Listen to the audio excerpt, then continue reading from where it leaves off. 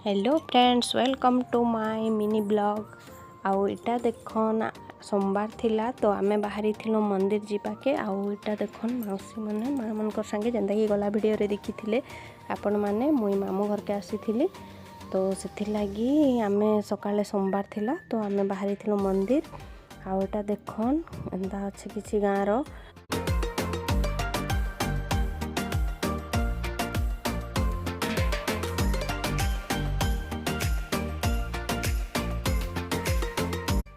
आमे एटा चली चली पलैथिलु। आउ एटा पहाड़ उपरे अच्छे मंदिर ई स्कूल पछाड़े।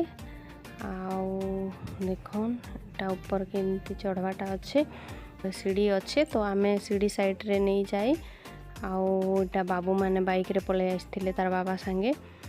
आउ देखन बढ़िया लागसिन के आसले। आउ आपण माने पाखा पाखी रखिए थिले आसबे मंदिर के।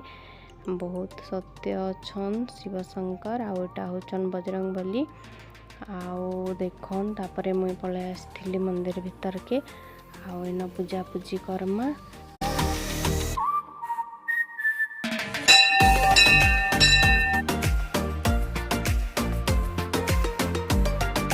आउ मंदिर रे मुई जेते बेले भी आसी करी जहा मागिचे मोर तो विश्वास शिव शंकर उपरे से सब बेले देइचन।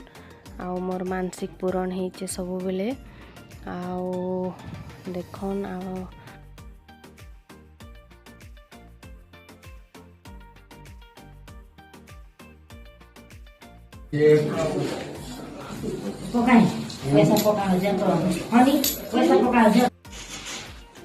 एक घंटा वाले एक घंटा रखो तो तुम आप दिया सबू जेते को मानसिक करते सब भले वाला